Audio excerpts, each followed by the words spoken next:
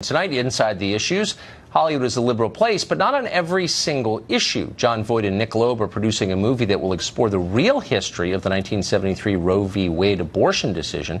We talked to Nick Loeb about his movie. Here it is. I've never seen anybody attempt to do anything like this in Hollywood. I just want to make sure I know that I'm correct about what you're trying to do. Tell me.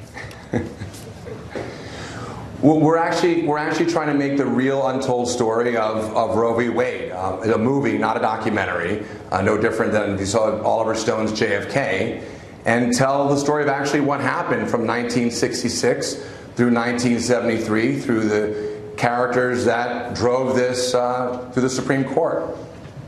So if you try to make a film that doesn't celebrate that Supreme Court decision as a watermark in the advancement of the human race, I think you're going to run into some trouble, don't you think?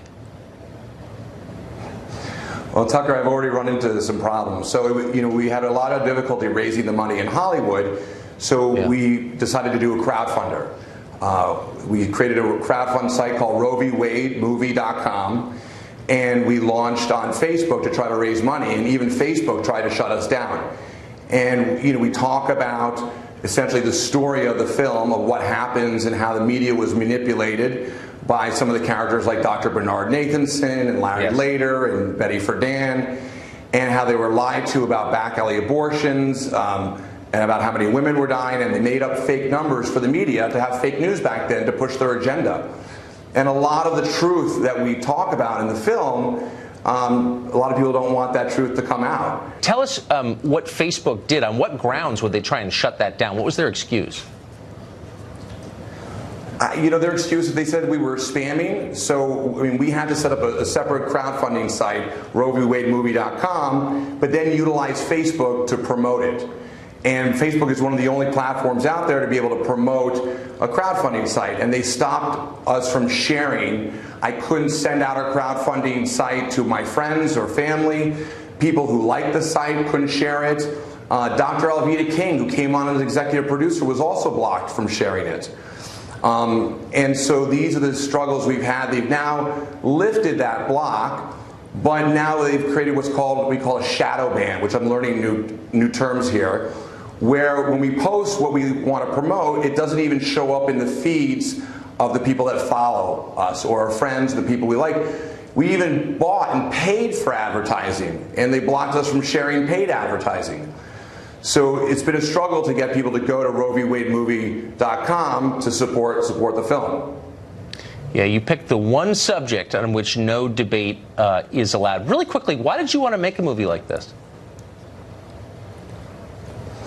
Well, interestingly enough, Tucker, I was working on a movie about a year and a half ago, and I have my own pro-life fight going on for life.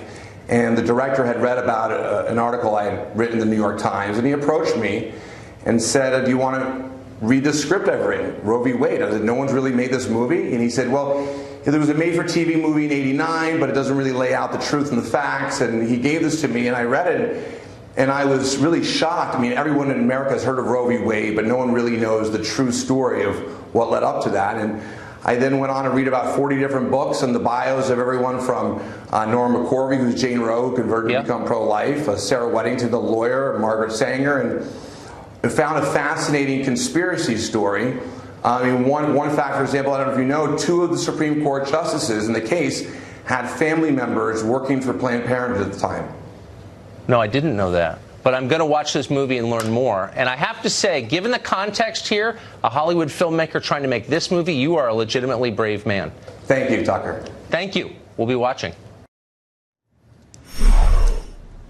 Christianity is nearly extinct in the Middle East, where, of course, it was